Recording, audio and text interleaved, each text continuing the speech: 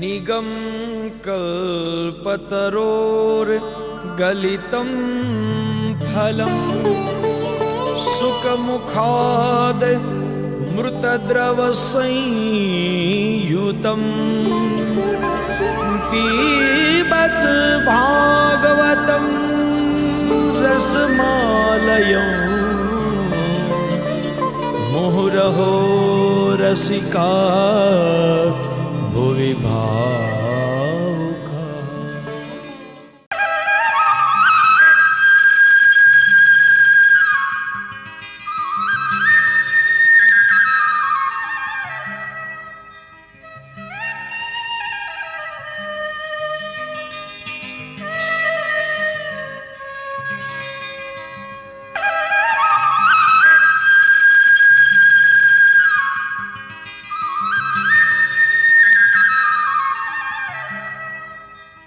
બોલીએ કૃષ્ણ કનૈયા લાલ કી જય। હવે સુખદેવજી મહારાજ કથામાં આગળ લઈ જાય છે।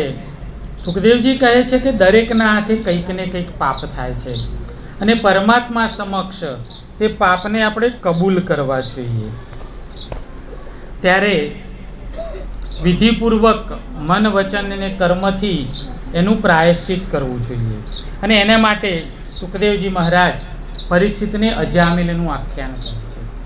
અજામિલ પાપી હતો, દુરાચારી હતો, પરંતુ એનો મોક્ષ કેવી રીતે થયો તે અહીંયા સુખદેવજી મહારાજે સુંદર મજાની કથા કરી છે કે અજામિલ પહેલાં તો પાપી નહોતો, પરંતુ એક સમયે તે જંગલમાં જ્યારે ફરતો ફરતો જાય છે ત્યાં જંગલમાં એણે પોતાના એક મિત્રને એક વેશ્યાની સાથે એને આનંદ કરતા જોઈ લીધો અને એમ કરતાં એના મગજમાં એક પાપના વિચારનો ઉદ્ભવ થયો।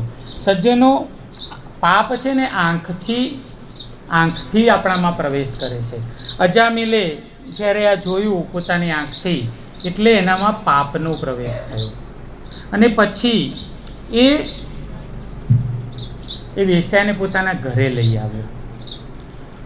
પોતાના ઘરે લઈ આવ્યો અને ઘરમાં રાખવા લાગ્યો અને એક કાલે પેલા આપણે જે વાત કરી છે ને ધુંધુકારીની, એક દૂષણ આવે એટલે એના સગાવાલાને લઈને આવે, એક પછી એકની પાછળ બીજું, બીજાની પાછળ ત્રીજું, પાપ આવ્યા જ કરે। એમ કરતાં કરતાં એનું જીવ એટલી હદે એનું જીવન પાપી થઈ ગયું કે પછી તો બધું જ કરે, દારૂ પીવે, જુગાર રમે, માર મારે, બધું જ કરે। હવે એક દિવસે એના ઘરે ફરતા ફરતા કેટલાક સાધુ મહાત્માઓ આવ્યા। આ સાધુ મહાત્માઓને ખબર નહીં કે આ કોનું ઘર છે, અહીંયા મારે ભિક્ષા લેવી કે ન લેવી ખબર નહીં। એમને તો ત્યાં સમય થયો છે એટલે કહ્યું કે મૈયા ભોજન કરા દો। અજામિલની ઘરે જે રાખેલી છે પેલી એની ઘરવાળી કરીને એને વેશ્યાને રાખી છે, એને કહ્યું કે મૈયા ભોજન કરાવો। એ દિવસે વળી એના પણ ઉઘડ્યા હશે તો એને આ સાધુ મહાત્માને ત્યાં જમવા બેસાડ્યા છે। ભોજન કરાવ્યું, પુણ્યનું કાર્ય થયું। પુણ્યનું કાર્ય થાય એટલે આશીર્વાદ મળે। આ ખાઈને ઊભા થયા અને એ સમયે પેલો અજામિલ ત્યાંથી બહારથી આવ્યો એટલે પેલા મહાત્માએ કહ્યું કે મૈયા ભોજન તો કિયા, અબ ક્યાં ચાહીએ? દક્ષિણા। ખવડાવ્યા પછી દક્ષિણા આપવી પડે, ખબર છે ને? અમારા બધા 84માં જાય ને એમને ખબર હશે કે જમ્યા પછી દક્ષિણા મળે। એટલે પેલા અજામિલને એટલે કહ્યું કે અમારા ઘરવાળા આયા એ આપશે।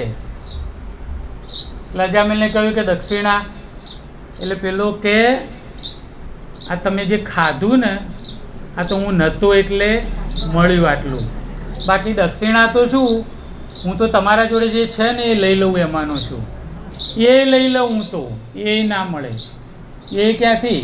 આ તો વળી આને એટલે પેલા અમને ખબર પડી કે આ કેવો છે। હવે એના ત્યાં ભોજન કર્યું, અન્ન ખાધું, પાપનું અન્ન ખાધું, પણ એના ત્યાં ખાધું છે એટલે એનું ભલું કરીને જવું પડે। એટલે આ સાધુ મહાત્માએ એની પત્નીને કહ્યું કે બેટા એક વચન આપ, ખાલી હું કહું એમ, એને દક્ષિણા માનીને અમે સ્વીકારી લઈએ। કે તારા ઘરે જે સંતાન થાય એનું નામ તું નારાયણ રાખજે. પેલીએ કહ્યું ચલો ને આમાં તો મફતમાં છૂટાય છે, રૂપિયો ખર્ચવાનો નથી, આમાં ગમે તે નામ પાડવું તો ખરું. હવે આના મુવાના ત્યાં છોકરું થાય કે ના થાય એ નક્કી નથી, પણ અન્ન ખવડાવ્યું છે ને, મહાત્માનો પ્રસાદ છે. એના ત્યાં દીકરો થયો અને એનું નામ નારાયણ પાડ્યું. અજામિલને આ પોતાના દીકરામાં બહુ જ આસક્તિ છે. આખો દિવસ નારાયણ નારાયણ નારાયણ નારાયણ કર્યા કરે, અને આમ અનાયાસે પણ સતત અને સતત નારાયણનું નામ લેતા લેતા એનો ભવ સુધર્યો છે. છેલ્લે જ્યારે યમદૂતો એના પાપનો દંડ દેવાને માટે આવે છે, એને સજા કરવાને માટે આવે છે, એને લેવાને માટે આવે છે, ત્યારે એને મોત બાળી ગયેલો અજામિલ પોતાના દીકરાને બૂમ પાડે છે, નારાયણ નારાયણ. આમ રમતો છે, નારાયણને બોલાવે છે, નારાયણ નારાયણ નારાયણ નારાયણની બૂમ પાડી મરતા મરતા એટલે વૈકુંઠમાંથી ભગવાનના દૂત આવીને ઊભા રહી ગયા. પેલા યમદૂતોને કે તમે બાજુમાં ખસો, આ આપણું ગ્રાહક છે, આ તમારાથી હવે લઈ જવાય નહીં. અને એને નારાયણનું નામ દીધું છે. મારા પ્રભુના શરણે આવે છે. યમદૂતોને પાછા મોકલ્યા છે ને બીજા 12 વર્ષનું આયુષ્ય આપ્યું. અજામિલને બીજા 12 વર્ષનું આયુષ્ય મળ્યું છે. ભગવદ કૃપા થઈ છે, એનો ભવ સુધર્યો છે, એનું મરણ સુધર્યું છે. પહેલા દિવસે કથામાં આપણે વાત કરી હતી કે અજામિલને જે 12 વર્ષ બીજા મળ્યા અને એનો સદુપયોગ કર્યો છે. પ્રભુ નામ જપ સ્મરણ કીર્તન કરતા કરતા ભક્તિ માર્ગે પોતાનું જીવન એને આગળ વધાર્યું છે અને છેવટે એની સદગતિ થઈ છે. બોલીએ કૃષ્ણ કનૈયા લાલ કી જય. ભગવાન છે ને જેને પણ મારે ને એને મારતા નથી, એને તારે છે. સુખદેવજીએ કહ્યું કે ભગવાને આ બધાને માર્યા કેમ? આ પરીક્ષિતે સુખદેવજીને પૂછ્યું કે ભગવાનને આ બધાને માર્યા કેમ?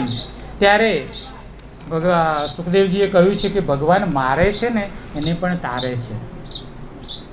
કારણ કે ભગવાનના હાથે એનું મોત થાય છે અને એનો જ્યારે સ્પર્શ થાય છે ત્યારે એનું મરણ સુધરે છે. એના સ્મરણથી મરણ સુધરે તો એ સ્વયં જ્યારે તમારી સામે આવે તો ન સુધરે.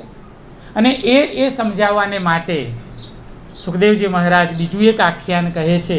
આપણે શરૂઆતમાં જોયું કે ભગવાન વરાહ નારાયણનું રૂપ લઈને જન્મ ધારણ કરીને પૃથ્વીને પોતાના દંતશૂળ ઉપર ધારણ કરી અને હિરણ્યાક્ષનો વધ કર્યો. આ હિરણ્યાક્ષ એનો બીજો ભાઈ હતો હિરણ્યકશ્યપ.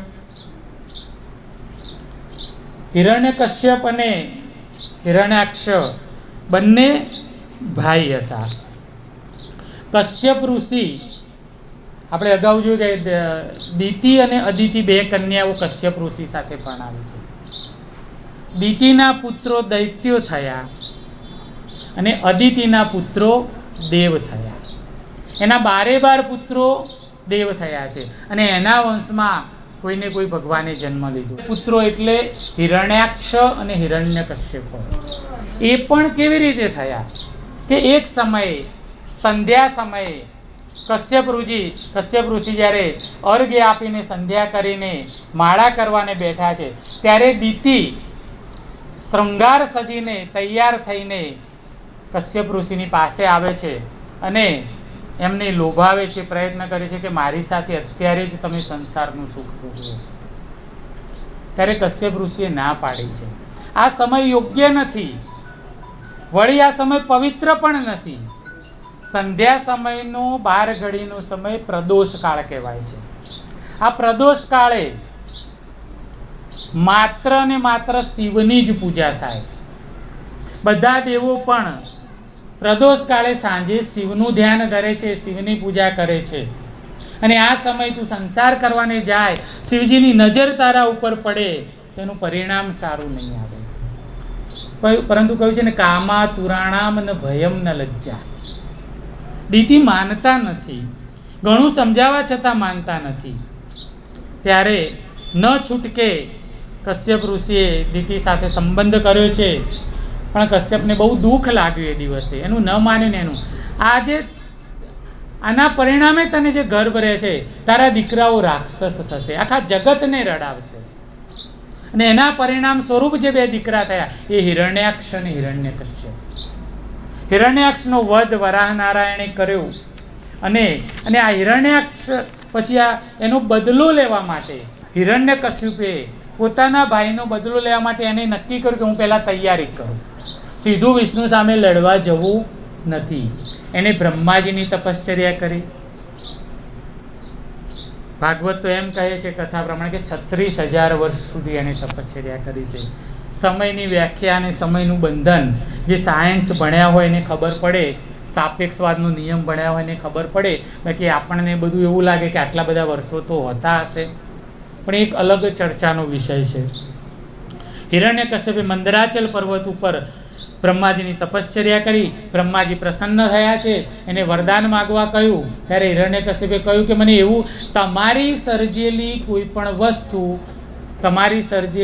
પણ વસ્તુથી મારું મૃત્યુ ન થાય, અમર થવાનું વરદાન માગે. ભગવાન કે અમર તો ના કરાય, સૃષ્ટિનો નિયમ જ નથી, અમર થવાનું વરદાન આપી શકું નહીં, તું બીજું કંઈ માગી લે. એટલે પેલો એ વિચાર કર્યો, બહુ વિચાર કરીને કે થોડું લાંબુ માગું તો વાંધો નહીં ને. ભગવાન કે લાંબુ માગી લે, તું માગ ને, તો પછી બેઠા છે એનો તોડ કરવાવાળા. હિરણ્યકશ્યપે માગ્યું, દિવસે ન મરું, રાત્રે ન મરું, પાણીમાં ના મરું, ધરતીમાં ના મરું, આકાશમાં ના મરું, પાતાળમાં ના મરું, લોઢે ના મરું, લાકડે ના મરું, કોઈ અસ્ત્રથી ના મરું, શસ્ત્રથી ના મરું, પુરુષથી ના મરું, સ્ત્રીથી ના મરું. યાદ આવ્યું ને બધું કહી દીધું, આ બધાથી ના મરું. ભગવાન કે તથાસ્તુ, તું જા ને, તો પછી એનો દાડો આવશે એટલે એ બધું થઈ પડશે. હવે બ્રહ્માજીનું વરદાન મળ્યું. હિરણ્યકશ્યપ હવે બેફામ બન્યો છે અને તપના પ્રતાપે અને વરદાનના કારણે એની શક્તિ ખૂબ વધી ગઈ અને દેવોને રંજાડવા લાગ્યો.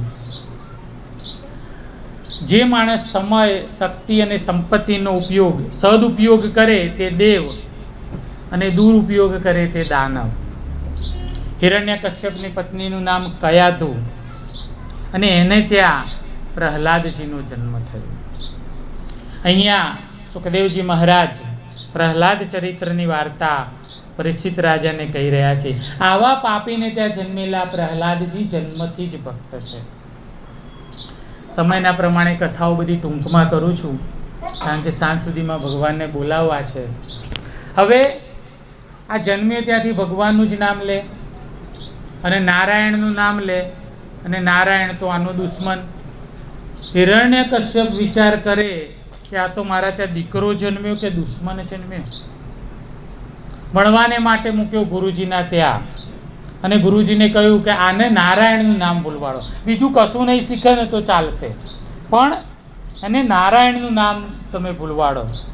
1 વર્ષ થયું, મળવા ગયા, પૂછ્યું કે શું ભણ્યો, તું શું ભણ્યો? એટલે પ્રહલાદજી કે સાચું નારાયણનું નામ, જૂઠી દુનિયા છે તમામ.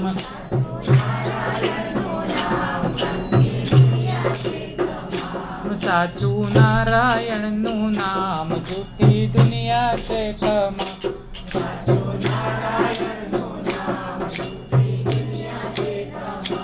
બોલો બોલો સીતારામ, બોલો બોલો રાધે શ્યામ.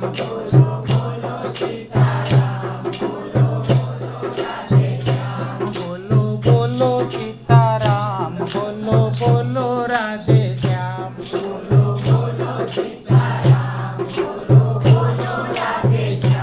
સાચું નારાયણનું નામ, જૂઠી દુનિયા છે તમામ.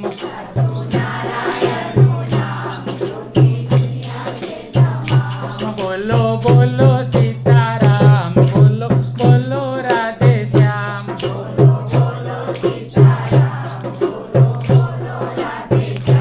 બોલો બોલો સીતારામ, બોલો બોલો રાધે શ્યામ.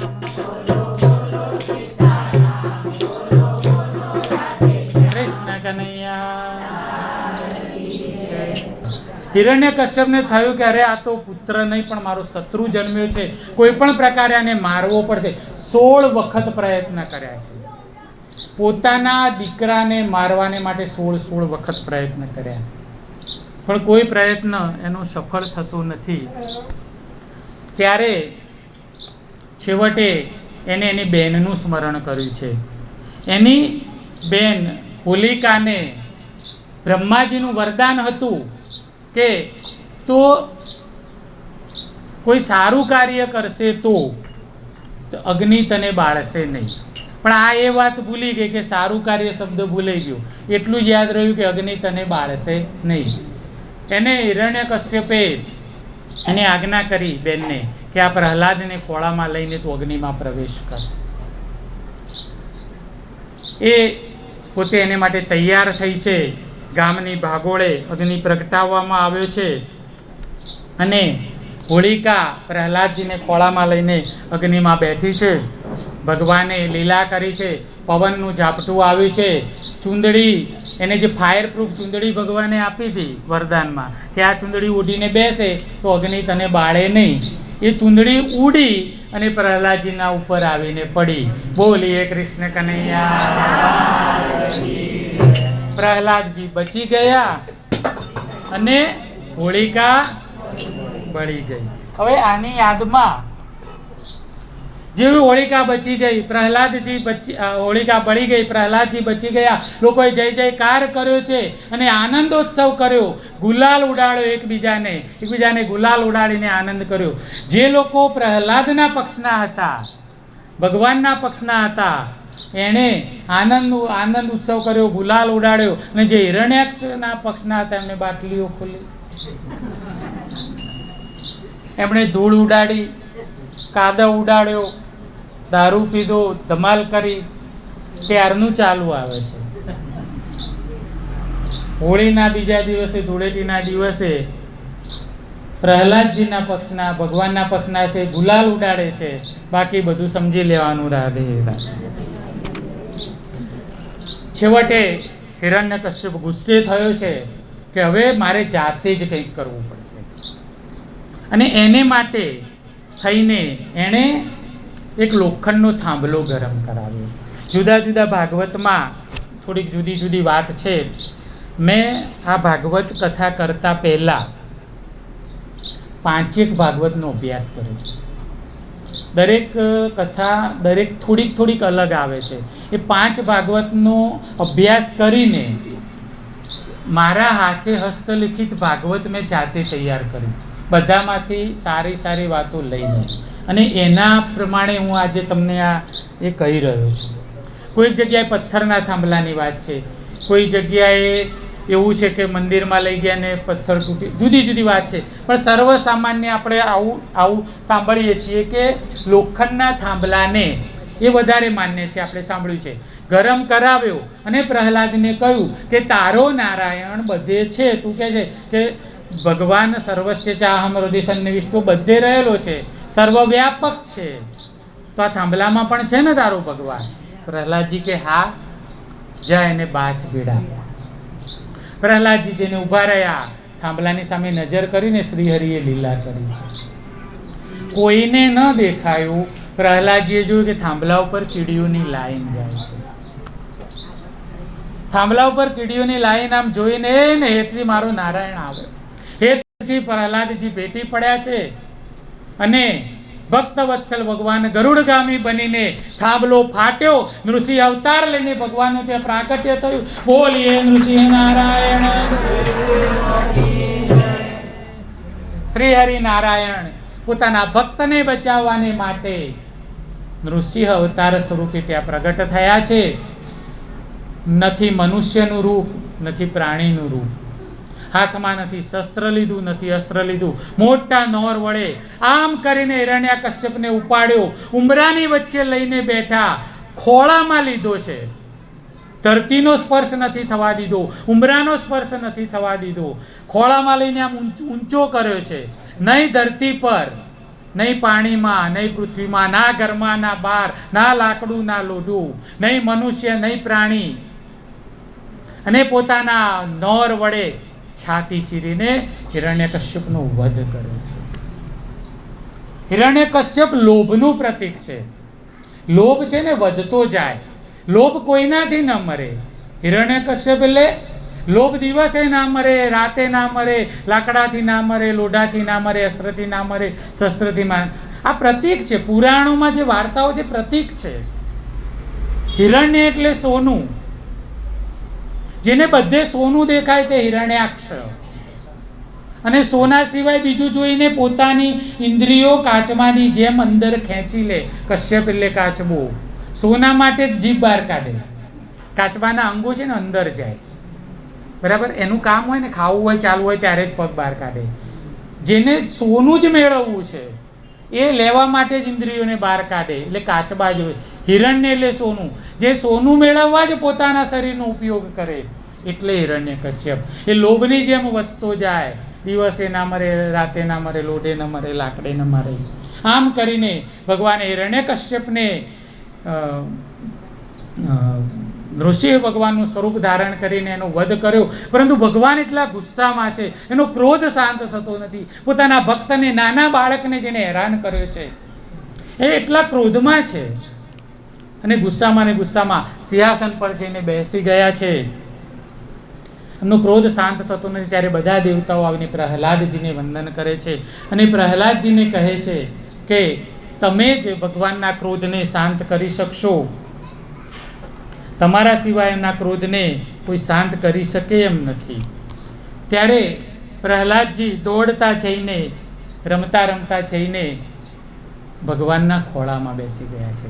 અને જો નાનું બાળક છે ને, એ જ્યારે તમારી પાસે આવે ને, દોડતું દોડતું આવે, તમારા ખોળામાં બેસે, ત્યારે તમને ગમે એવો તમારો ગુસ્સો હોય, ક્રોધ હોય, નારાજગી હોય, પણ તે દૂર થઈ જાય છે. પ્રહલાદજીએ હિરણ્યકશ્યપના ખોળામાં બેસીને નૃસિંહ ભગવાનના ખોળામાં બેસીને એમની સ્તુતિ કરી છે. અને એમની સ્તુતિ સાંભળીને ભગવાન અહીંયા પ્રસન્ન થયા છે અને એને આશીર્વાદ કે બેટા, મને આવતા બહુ મોડું થઈ ગયું. ભગવાન કહે છે કે મને આવતા બહુ મોડું થઈ ગયું.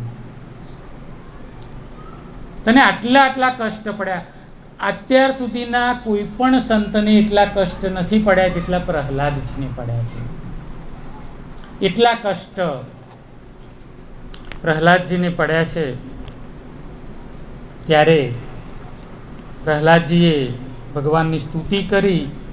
પ્રહલાદજીની સ્તુતિથી ભગવાન પ્રસન્ન થયા અને પ્રહલાદજીને વરદાન આપ્યું. ભગવાનની પાસે મેં માગ્યું છે કે જેવો પણ હતો એ મારો બાપ હતો, એનો તમે ઉદ્ધાર કરજો. અને ત્યારે ભગવાને એમને વચન આપ્યું છે કે હવેથી તારી પેઢીમાં કોઈ પણનો હું વધ નહીં કરું. ભગવાને પ્રહલાદજીને વચન આપ્યું કે તારી પેઢીમાં હવેથી હું કોઈનો વધ કરીશ નહીં. એટલા માટે બલિરાજાને માટે જ્યારે ભગવાન આવ્યા ને, ત્યારે બલિરાજાને એમને માર્યો નથી.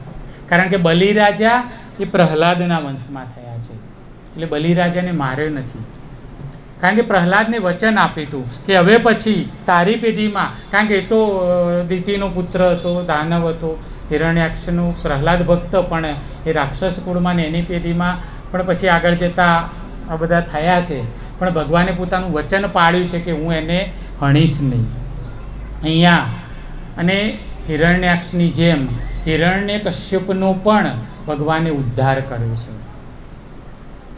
સુખદેવજી મહારાજ કહે છે પરીક્ષિતને કે ભગવાને એને ખોળામાં લઈને માર્યો છે, અને ભગવાન ખોળામાં લે એનું મરણ સુધરી જાય. એ મરે નહીં પણ એ તરી જાય. કારણ કે ભગવાન જેના માટે આવતા હોય એનો નિશ્ચિત એનો મોક્ષ છે.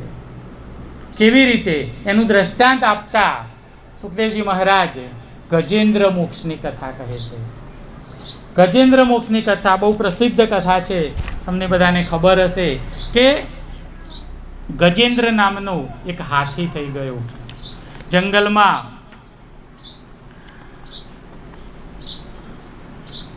પોતાના મોટા પરિવાર સાથે એ રહેતો હતો. બહુ મદોન્મત્ત હાથી. એના અહીંયા મસ્તકમાંથી મદ ચરે, એની તીવ્ર વાસ આવે, એટલો મદોન્મત્ત હાથી. અનેક હાથણીઓનો સ્વામી હતો. બહુ મોટો કુટુંબ પરિવાર, જંગલનો રાજા થઈને ફરતો. એટલી બધા એના પુત્રો ને પત્નીઓ ને આ ને તેને. એક દિવસે ગરમીનો સમય છે, ગરમીથી આકુળ વ્યાકુળ થયેલો તે હાથી, તે ગજેન્દ્ર સરોવરની કાંઠે ગયો છે. પાણી જોઈને હાથીને બહુ ગમે. આ ગજેન્દ્રએ સરોવરમાં પ્રવેશ કર્યો અને એ ત્યાં જળ ક્રીડા કરવા લાગ્યો. હાથણીઓ સાથે જળ ક્રીડા કરે છે, વિહાર કરે છે, મસ્તી કરે છે. એની એટલી બધી પત્નીઓ, બાળક, આખું કુટુંબ પરિવાર બધા જ ત્યાં સ્વિમિંગ પુલમાં નાય છે. એના માટે સ્વિમિંગ પુલ કહેવાય ને. અને એ જ સમયે એક મગર આવે છે અને આ હાથીનો પગ પકડે છે. હવે તમે વિચાર કરો કે આટલા બધા હાથીઓ હતા, એના પુત્રો હતા, બાળકો, હાથણીઓ બધા હતા, કોઈને નહીં, અને આનો જ પગ કેમ પકડ્યો? જેની દોરી તૂટી એનો સાંધનારો કોઈ નહીં. એટલે આ મગરે આ હાથીનો પગ પકડ્યો. હાથીનું જોર જમીન ઉપર અને મગરનું જોર પાણીમાં. હાથી બહાર નીકળવા પ્રયત્ન કરે છે, પણ પાણીમાં એનું જોર ચાલતું નથી. છતાં પ્રયત્ન કરીને પેલા બધા બાળકોને બધાને ખેંચે છે. થોડોક બહાર ખેંચી લાવે, પાછો મગર જોર કરે, એ ખેંચીને પાણીમાં લઈ જાય.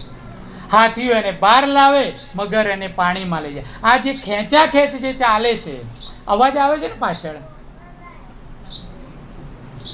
આ જે ખેંચા ખેંચ ચાલે છે એનું નામ ગજગ્રાહ. કોઈ પણ ખેંચા ખેંચ ચાલતી હોય ને આપણે ગજગ્રાહ કહીએ છીએ. હવે આમાં એવું વર્ણન છે ભાગવતજીમાં કે 100 વર્ષ સુધી આ ખેંચતાણ ચાલી. હવે આપણને એમ થાય કે 100 વર્ષ સુધી તો એમ કોઈ જીવતું હશે? તો પુરાણો જે છે ને સજ્જનો સમજવા માટે છે. 100 વર્ષ મરતું હોય માણસ, એને એક મિનિટ, એક વર્ષ જેવી લાગે કે ના લાગે? એટલો તો અનુભવ છે ને આપણને.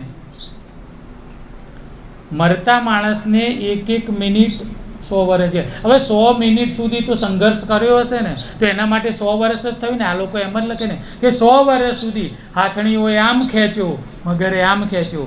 છેવટે આ હાથણીઓ, કુટુંબ, પરિવાર આ બધાએ વિચાર કર્યો કે હવે આ બચવાનો લાગતો નથી અને સ્વાર્થના સૌ સગા. વેન્ટિલેટર ઉપર હોય કોમામાં, કેટલા દાડા રાખે? બધા એકબીજા હગાને કહી દે કાઢે એટલી વાર છે. ફોન કરી દે બધાને, વારા પરથી જઈને હોટલમાં ભજીયા ખાઈ આવે. 4 દાડાથી રાખ્યું છે. બધા નક્કી કરી દે કે હવે આ જીવવાનું નથી. આટલું મોટું કુટુંબ, કબીલો, પરિવાર, પુત્રો, પુત્રીઓ, પત્નીઓ, એણે પ્રયત્ન મૂકી દીધો, બચાવવાનો પ્રયત્ન મૂકી દીધો.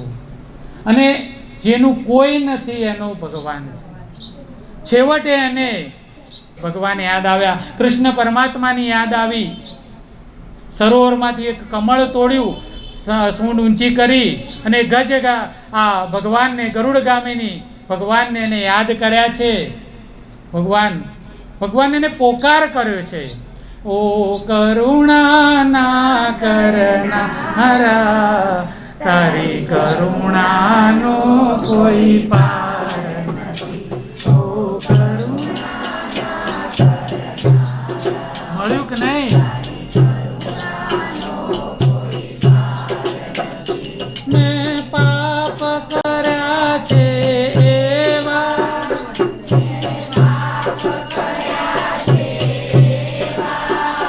હું ભૂલ્યો તારી સેવા.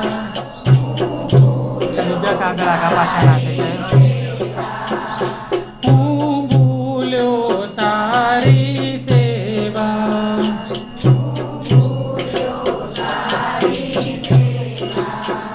ઓ કરુણા કરનારા, તારી કરુણાનો કોઈ પાર નથી.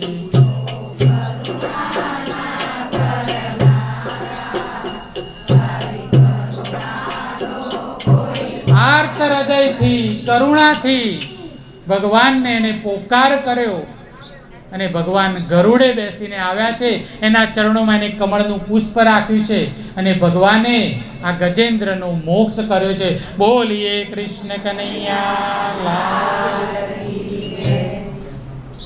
ભગવાનને જ્યારે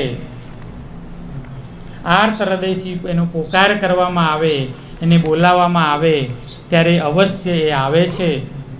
પછી ગજેન્દ્ર મોક્ષની કથા ઉપરથી આપણે એટલું શીખવાનું કે ગમે એવો કુટુંબ પરિવાર હોય, ગમે એટલું મોટું પેલું એ હોય, પણ છેવટે કોઈ કોઈનું નથી રે, કોઈ કોઈનું નથી રે, કોઈ કોઈનું નથી રે.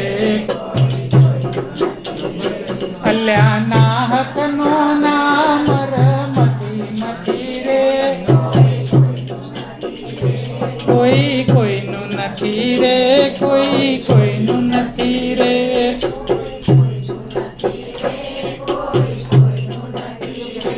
કોઈ કોઈનું નથી રે, કોઈ કોઈનું નથી રે.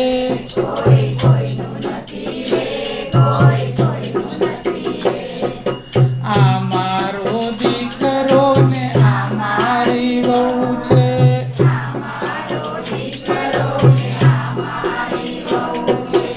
આ મારી ઘરવાળી, આ મારી માત છે.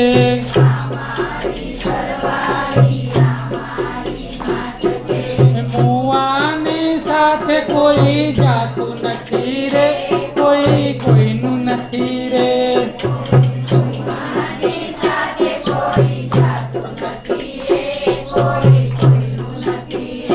કોઈ કોઈનું નથી રે, કોઈ કોઈનું નથી રે.